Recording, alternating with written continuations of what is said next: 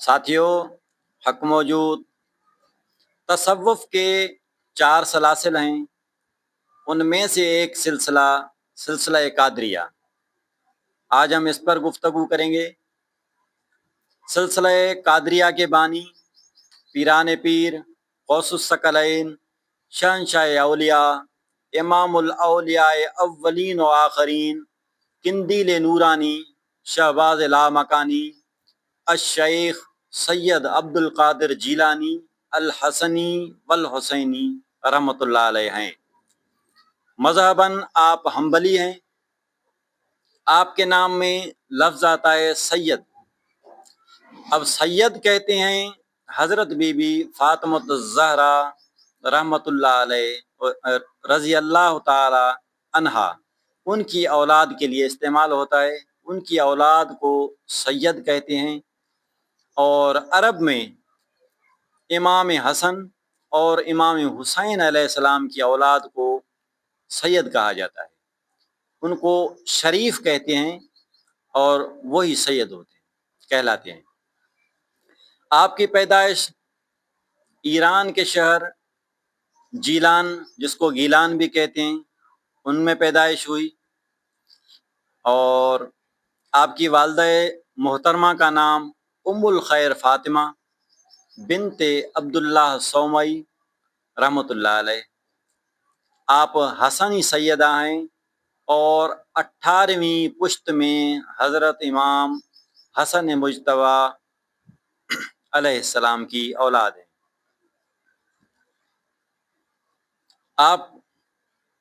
آپ کی جو والدہ ہیں وہ حسینیہ سید ہیں، اور جو آپ کے والد ہیں سید صالح موسیٰ جنگی دوست رحمۃ اللہ علیہ، آپ 11ویں پشت میں حضرت امام حسن مجتبی علیہ السلام کے فرزند ہیں۔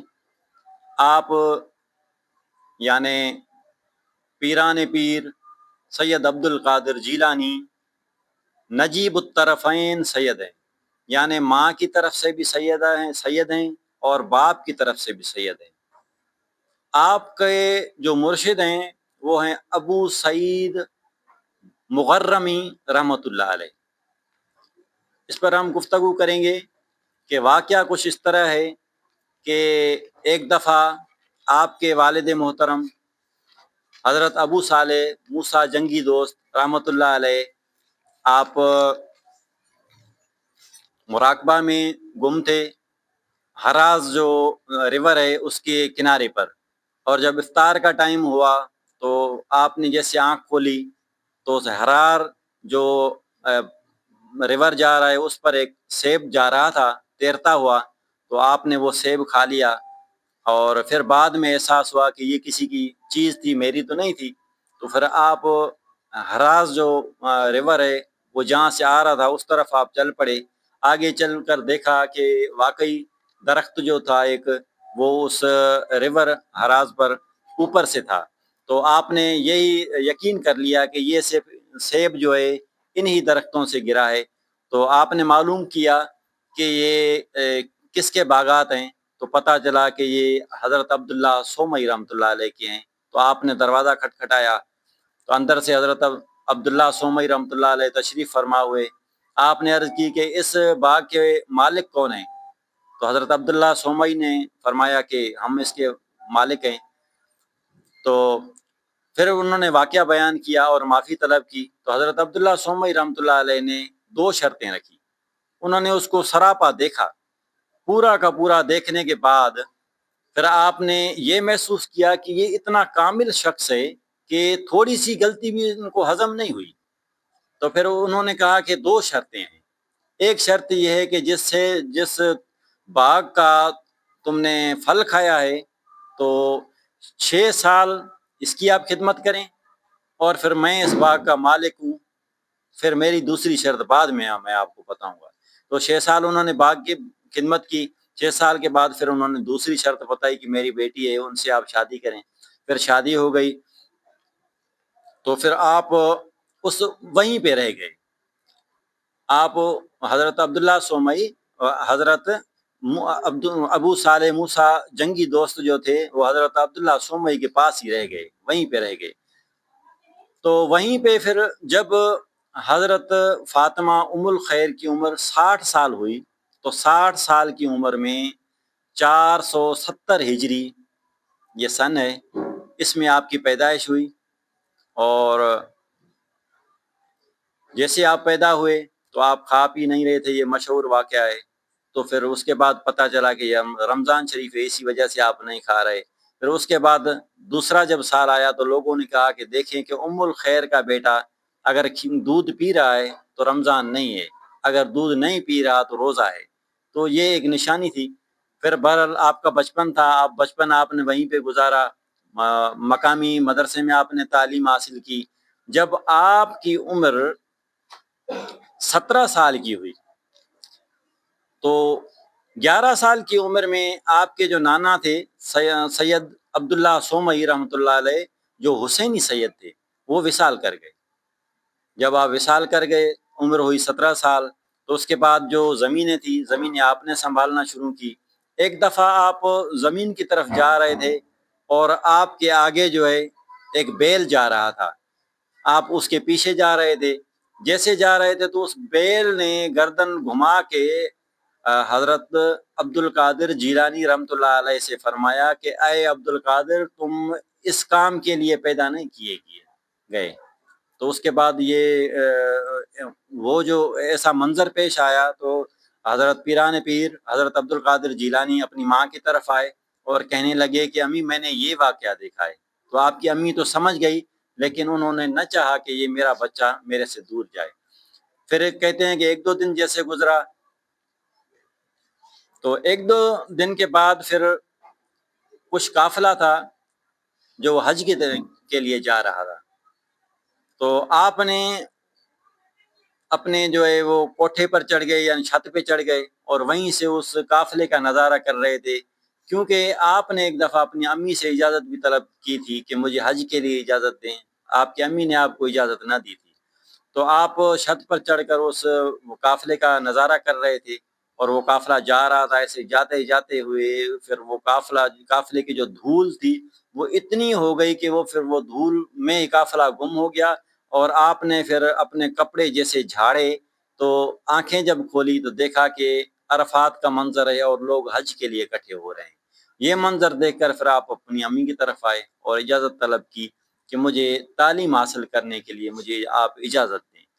تو 18 سال کی عمر میں آپ کی امی، ان کی عمر ہو گئی 72 ایئرس۔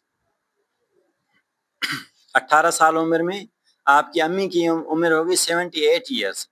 تو اس وقت پھر آپ کی امی نے ان کو اجازت دیتے ہوئے یہ فرمایا کہ اے عبد القادر، تم جاؤ اور تعلیم حاصل کرو اور بہت بڑے مرتبے پر پہنچو گے، لیکن جب تم لوٹو گے تو اس وقت پھر میں نہیں ہوں گی۔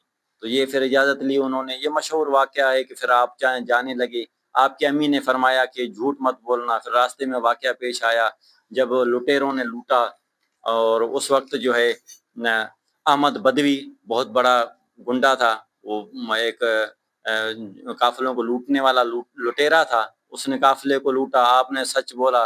پھر اس کے بعد احمد بدوی نے بھی توبہ کر لی اور پھر اس نے وہ جو لوٹنے کا کام ہے چھوڑ دیا۔ آپ بغداد شریف میں پہنچے تعلیم حاصل کرنے کے لیے، تو وہیں پہ آپ کے نانا کے دوست تھے کچھ، ان کے پاس آپ آئے۔ آپ کے پاس 40 دراہم تھے، آپ نے 40 دراہم آتے ہی خیرات کر لیے۔ پھر آپ حضرت بزرگ تھے حماد بن دباس، ان کے آستانے پر آئے اور آتے ہی پھر اپنی واقفیت بھی کروائی۔ حضرت حماد بن دباس نے عرض کی کہ بیٹا یہاں پہ 2 بہت بڑے ادارے ہیں، آپ جس کو چاہو اپنا لو۔ تو آپ نے جامعہ نظامیہ کو منتخب کیا اور وہیں پہ داخلہ لے لیا۔ ظاہری علم کا حصول شروع ہو گیا۔ آپ چونکہ پیسے خیرات کر چکے تھے تو پیسے آپ کے تھے نہیں آپ کے پاس، تو اس ادارے نے آپ کو تعلیم حاصل کرنے کی اجازت تو دی لیکن رہنے کی اجازت نہیں دی۔ پھر آپ نے رہائش پھر جو ہے نا ویران جو علاقے تھے وہیں پہ کر لی۔ پھر آپ وہ مدرسے میں پڑھ کے آتے، پھر آ کے وہیں پہ آپ ریوائز کرتے، ان کو یاد کرتے، اس طرح وقت گزارا۔ بہت کٹھن وقت تھا، ایسا وقت بھی آ گیا کہ کھانے کے لیے پیسے نہیں تھے، تو نانوائی سے بات کر لی کہ مجھے تکلیف ہوتی ہے پڑھنے میں، پیسے جب آئیں گے میں آپ کو لوٹا دوں گا، آپ مجھے دے دیا کرو اس شرط پر۔ تو اس شرط پر ان کو ملا کرتا تھا۔ آپ کی امی جان ان کو خرچہ بھیجتی تھی۔ آپ نے ظاہری علم حاصل کیا، اور جب ظاہری علم آپ نے حاصل کر لیا تو اس کے بعد پھر آپ جو ہے باطنی ریاضات اور مجاہدات کی طرف آئے۔ جب آپ ظاہری علم حاصل کیا کرتے تھے تو اس وقت کا ایک واقعہ ہے کہ یعقوبیہ جو شہر ہے اس میں حضرت شیخ شریف یعقوبی رحمۃ اللہ علیہ رہتے تھے، جو طالب علم جن کے پاس خرچہ ورچہ نہیں ہوتا تھا تو وہ فصل کی موسم میں گاؤں میں جایا کرتے تھے اور جا کر وہیں سے گلہ والا لے لیا کرتے تھے اور اپنا گزر بسر کرتے تھے۔ تو آپ بھی اسی ارادے سے پھر یعقوبیہ شہر کی طرف بچوں کے ساتھ چلے گئے۔ جیسے گئے تو آپ کو پتہ چلا کہ وہاں پر شیخ شریف یعقوبی رحمۃ اللہ علیہ رہتے ہیں، تو آپ غلہ لینے کے بجائے ان کی محفل میں چلے گئے اور بیٹھ کر ان سے درس خوب سنا، اور سننے کے بعد پھر آپ نے اس شیخ شریف یعقوبی رحمۃ اللہ علیہ سے عرض کی کہ میرے لیے آپ نصیحت فرمائیں۔ تو شیخ شریف یعقوبی رحمۃ اللہ علیہ نے فرمایا کہ بیٹا، طالب حق غیر اللہ کے سامنے ہاتھ نہیں پھیلاتے۔ تو اس کے بعد حضرت غوث پاک رضی اللہ تعالیٰ عنہ فرماتے ہیں کہ میرے اندر ایک یوں سمجھے کہ ایک حال بن گیا، اس کے بعد میں نے غیر اللہ کے سامنے ہاتھ کبھی بھی نہیں پھیلائے، اور بھوک پر بھی رہے کچھ بھی رہے، بہرحال آپ نے کبھی بھی غیر اللہ کے سامنے ہاتھ نہیں پھیلائے۔ ریاضات و مجاہدات کا سلسلہ، آپ کی عمر جب 26 سال ہوئی تو ظاہری علم آپ کا کمپلیٹ ہو گیا۔ اس کے بعد 26 سال سے 46 سال، یہ تقریباً 20 سال کا عرصہ ہے، تو اس میں آپ نے ریاضات و مجاہدات کی۔ حضرت حماد بن دباس رحمۃ اللہ علیہ ان کی بھی نگرانی میں، حضرت اپنے جو پیر و مرشد تھے ان کے ابو سعید مخزومی مغرمی رحمۃ اللہ علیہ ان کی نگرانی میں بھی آپ نے کیے۔ ایک دفعہ کا واقعہ ہے کہ کیونکہ بغداد کے جو حالات تھے بہت برے تھے، تو اس وقت آپ کو خیال آیا کہ ان برے حالات میں اب میرا ایمان کہاں مضبوط رہے گا، تو اس لیے آپ شہر کو چھوڑ کر جا رہے تھے۔ آپ جیسے جا رہے تھے تو اس گلی سے جیسے آپ کا گزر ہوا تو کوئی دروازہ اچانک کھلا، اور وہاں سے حضرت حماد بن دباس باہر نکلے، اور آپ نے فرمایا کہ کہاں اس شہر کو چھوڑ کر جا رہے ہو، نہیں جاؤ، آپ سے مخلوق خدا کی خدمت ہوگی، آپ یہیں پہ رکیں۔ یہ کہہ کر اس نے دروازہ بند کیا۔ جیسے آپ نے آنکھ کو اس طرح کر کے دیکھا تو وہ نہ دروازہ تھا نہ حماد بن دباس تھے۔ بہرحال اس کے بعد پھر آپ جو ریاضات و مجاہدات میں گم ہو گئے، اور شیخ حماد بن دباس جو تھے وہ ایک پیشن گوئی فرمایا کرتے تھے کہ جب حضرت پیران پیر سید عبد القادر جیلانی ظاہری علم پڑھ رہے تھے تو اس ٹائم حضرت حماد بن دباس کی آستانے میں آیا کرتے تھے، تو آپ اس وقت اپنے مریدین کو فرمایا کرتے تھے کہ یہ اجمی بچہ ایک دن بہت بڑے ولایت کے درجے پر ہوگا، میں اس کے سر پر 2 جھنڈے دیکھ رہا ہوں، ایک ظاہری علم کا ایک باطنی علم کا۔ تو یہ ان کی پیشن گوئی تھی، چونکہ آپ نے پھر جو ہے وہ ظاہری بھی علم پورا کیا اور ریاضات و مجاہدات کا سفر بھی کیا۔ آپ کی عمر 46 سال ہوئی تو اس کے بعد پھر آپ نے حج فرمایا۔ آپ نے جو ہے قاضی القضاء حضرت ابو سعید مغرمی رحمۃ اللہ علیہ سے خلافت بھی حاصل کی، اور اس کے بعد پھر حج پر گئے۔ حج میں کافی سارے واقعات ہیں، ان کو ہم بیان نہیں کرتے۔ اگر آپ ذوق رکھتے ہیں، شوق رکھتے ہیں تو بہجت الاسرار کتاب ہے ان کا مطالعہ کریں۔ تو آپ نے مدرسہ جس میں ظاہری علم حاصل کی تو وہیں سے بھی باطنی علم حاصل کی۔ قاضی القضاء حضرت ابو سعید مغرمی رحمۃ اللہ علیہ آپ کے پیر و مرشد بھی وہی ہیں اور ظاہری علم کے استاد بھی وہی ہیں۔ آپ نے وہیں سے دونوں تعلیمات حاصل کی، اور حضرت ابو سعید مغرمی رحمۃ اللہ علیہ کا جب وصال ہو گیا تو ان کا مزار بھی بغداد شریف میں جہاں پہ ابھی غوث پاک کا روضہ مبارک ہے وہیں پر ہے ان کا۔ آپ نے حج فرمایا۔ حج فرمانے کے بعد جب آپ واپس آئے تو یہ جو محی الدین کا واقعہ پیش آیا، اور آپ نے اپنے پیر و مرشد کا جو مدرسہ تھا اس کو سنبھالا۔ وہیں پہ آپ نے جو تدریس کا سلسلہ شروع کیا، آپ فجر سے ظہر تک ظاہری علم دیا کرتے تھے، درس نظامی پڑھایا کرتے تھے، اور آپ ظہر کے بعد پھر آپ تقریر فرمایا کرتے تھے۔ تقریر میں واقعہ یوں ہے کہ آپ کی زبان عربی نہیں تھی، پھر حضور نبی کریم صلی اللہ تعالیٰ علیہ وآلہ وسلم نے امر فرمایا کہ آپ تقریر کرو، پھر لعاب دہن آپ نے اپنا ان کے منہ مبارک میں دیا۔ اس کے بعد پھر آپ نے عربی میں بہت اچھی تقریریں کی، درس دیا، اور پہلے تو کہتے ہیں کہ اپنے شاگرد اور ان کے مریدین ہوا کرتے تھے، پھر آگے چل کر 70,000 تک وہ مجمع رہا۔ اس میں ان کی بہت ساری کرامات ہیں، اگر آپ کرامات کو پڑھنا چاہتے ہیں تو بہجت الاسرار کتاب کے مطالعہ کریں۔ آپ 3 دن جو ہے ہفتے میں درس دیا کرتے تھے، تصوف کا درس، جمعے کے دن، پیر کے دن اور بدھ کے والے دن آپ دیا کرتے تھے۔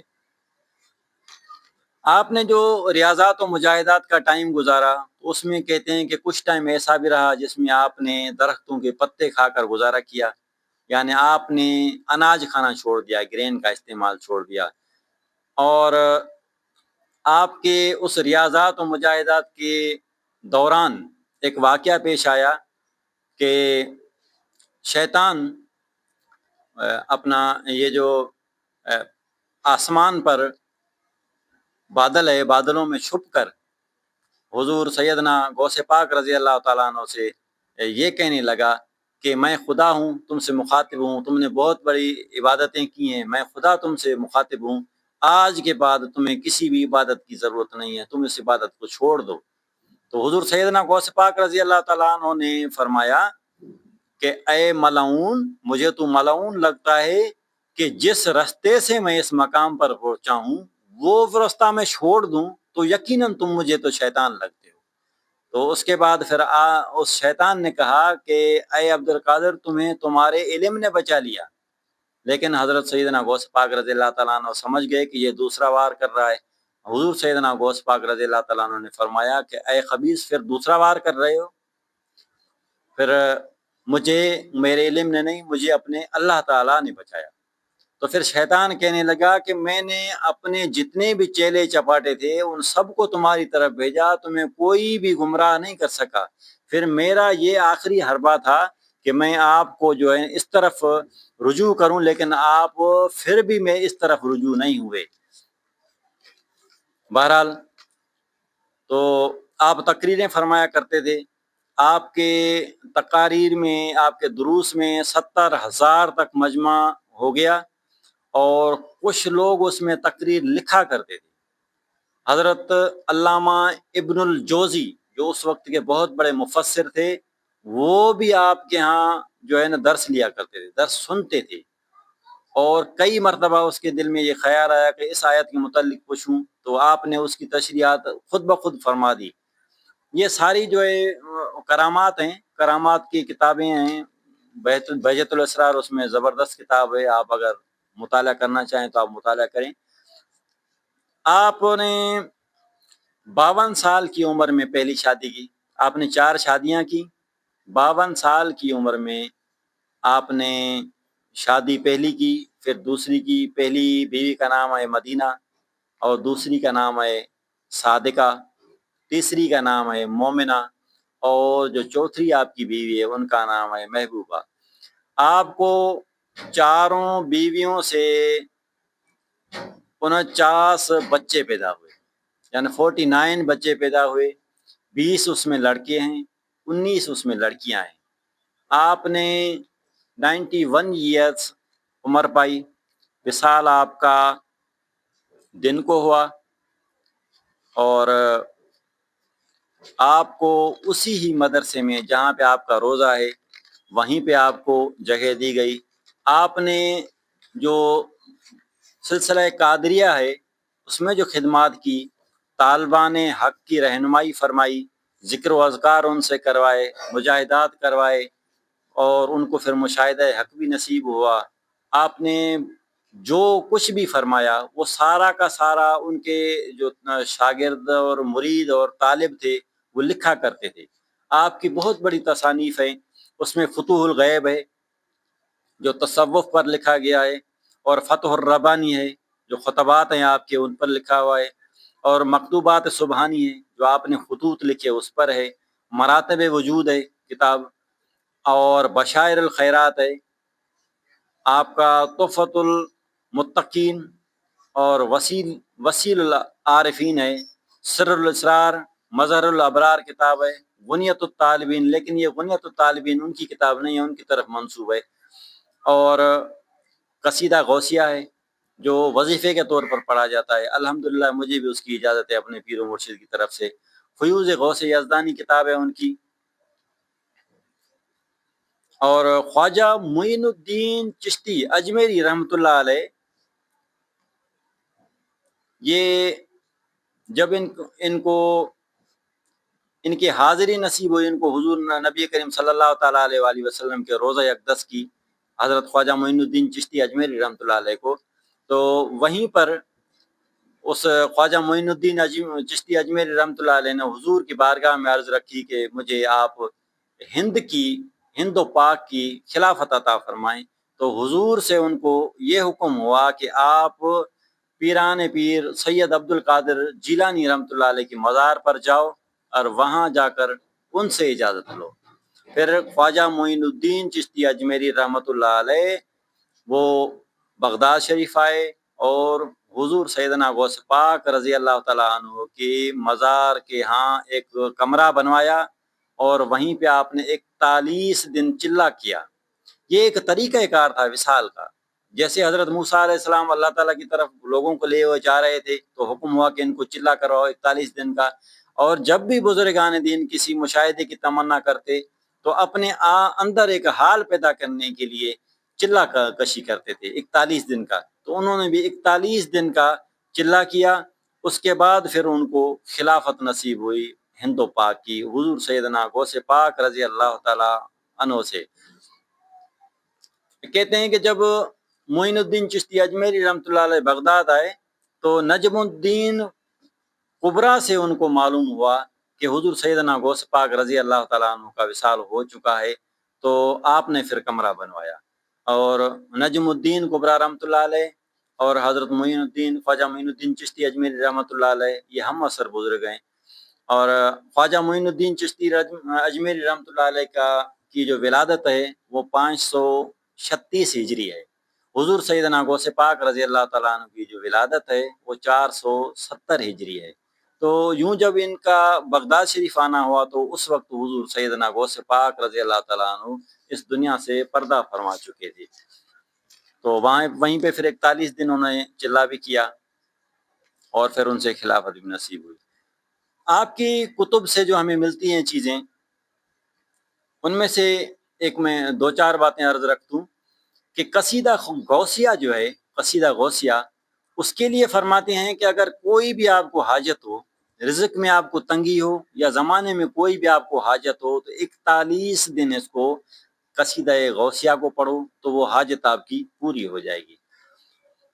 اور آپ فرماتے ہیں کہ اگر آپ کو کوئی دنیا کی حاجت ہو، کوئی تکلیف ہو، تو 11ویں کی رات کو 2 نفل پڑھیں، اور 2 نفل کا ثواب حضور سیدنا غوث پاک رضی اللہ تعالیٰ عنہ کی بارگاہ میں پیش کریں، اور ان کے مزار کی طرف 11 قدم آگے چلیں، اور اللہ تعالیٰ کے دربار میں حضور سیدنا غوث پاک رضی اللہ تعالیٰ عنہ فرماتے ہیں کہ میرا وسیلہ دے کر دعا مانگیں تو آپ کی دعا قبول ہو جائے گی۔ اور آپ فرماتے ہیں کہ جب بھی کوئی آپ کو تکلیف ہو تو آپ میرا وسیلہ دے کر اللہ تعالیٰ کی بارگاہ میں دعا فرمائیں۔ ہمارے پاکستان کے ایک ایکس پرائم منسٹر ہیں وہ گیلانی صاحب، تو انہوں نے کہا کہ جب میں ترکی گیا تو طیب اردگان کی بیوی سے میری ملاقات ہوئی، اس کی بیوی کہنے لگی کہ ہمیں جب بھی تکلیف ہوتی ہے تو ہم دعا مانگتے ہیں اور بلند آواز سے کہتے ہیں یا سیدنا شیخ عبد القادر جیلانی امددنی، ہماری مدد کرو، تو وہ کہتے ہیں ہماری تکلیفیں دور ہو جاتی ہیں۔ یہ کافی لوگوں کے تجربات ہیں، خاص کر کے پرانے لوگ جو عقائد کے درست تھے۔ آج کل تو شرک آ گیا ہے نا ہمارے ہاں، وہ جو شرک انہوں نے دیوبندیوں نے ڈال دیا ہے، اسی وجہ سے ہمارے لوگ شرک کھا رہے ہیں۔ تو ویسے ہمارے بڑے بھی جو تھے نا مشکل میں غوث پاک کو پکارتے تھے اور ان کی تکلیفیں دور ہوا کرتی تھی۔ آپ فرماتے ہیں کہ جب کوئی مشکل آ جائے آپ کو تو 2 نفل پڑھو، الحمد شریف کے بعد سورہ اخلاص پڑھو اور 2 نفل پہلے پڑھو، اور ہر نفل میں الحمد شریف کے بعد سورت اخلاص پڑھو 3 مرتبہ۔ تو پھر آخر میں کیا کرو کہ دعا مانگو، وہ جو 2 نفل تم نے پڑھے وہ میرے روح کو بخشو، اور میرا وسیلہ لے کر اللہ تعالیٰ کی دربار سے دعا عرض کرو تو تمہاری مشکل دور ہو جائے گی۔ یہ حضرت سیدنا غوث پاک رضی اللہ تعالیٰ عنہ کا سلسلہ قادریہ ہے۔ آپ نے جو بھی تربیت فرمائی، ذکر و اذکار آپ نے مریدین کو دیے، ان کو جو نصائح فرمائی، وہ سارا کا سارا مجموعہ یہ سلسلہ قادریہ کہلاتا ہے۔ اپنے طریقے سے آپ نے اپنی مریدین کی جو خدمت کی اور ان سے ریاضات و مجاہدات کروائے، یہی سلسلہ قادریہ ہے۔ آپ کا جو مریدی کا سلسلہ ہے وہ تھوڑا سا میں عرض کر دوں۔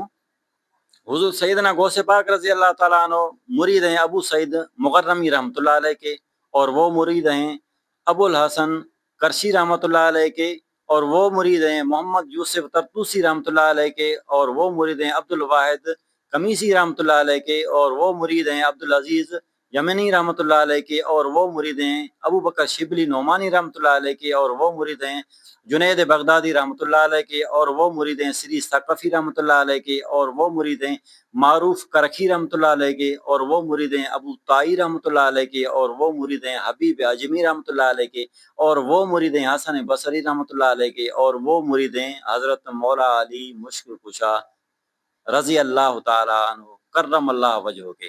یہ ان کا مریدی کا سلسلہ ہے، اور پوری دنیا میں قادریہ سلسلہ جاری و ساری ہے۔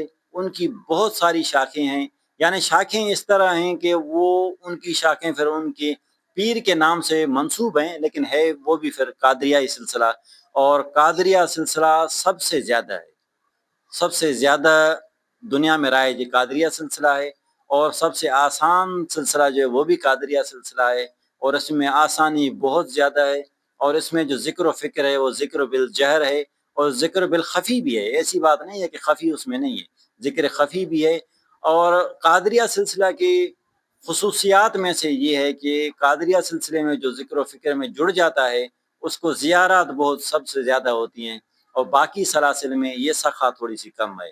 ہیں سب ہمارے ہاں آنکھوں کے نور ہیں ہمارے لیے، لیکن قادریہ سلسلہ جو ہے وہ منور کچھ زیادہ ہے۔ اور باقی جتنے بھی سلاسل ہیں، یعنی جو چاروں سلاسل ہیں، کسی نہ کسی طریق سے وہ حضرت حضور سیدنا غوث پاک رضی اللہ تعالیٰ عنہ سے ہی فیض یافتہ ہے، کسی نہ کسی طریقے سے۔ میں نے اس پر مفصل گفتگو پہلے کی ہے، اس لیے میں اس کو زیادہ نہیں کر رہا، لیکن اتنا سمجھنا کافی ہے کہ ہر سلسلہ حضور سیدنا غوث پاک رضی اللہ تعالیٰ عنہ سے مستفیض ہے، اور دنیا میں اولیاء اولین و اولیاء آخرین سب نے حضور سیدنا غوث پاک رضی اللہ تعالیٰ عنہ کا قدم غوثیت قبول کیا ہے، تب جا کے وہ ولی بنے ہیں۔ جو پہلے بن چکے ہیں انہوں نے بھی جو ہے ان کے قدم کو بعد میں تسلیم کیا ہے، ان کی غلامی کو قبول کیا ہے۔ تو آخر میں دعا ہے اللہ رب العزت ہمیں اس قادریہ سلسلے کی فیوز و برکات سے مستفیض فرمائے۔ وما علینا الا البلاغ۔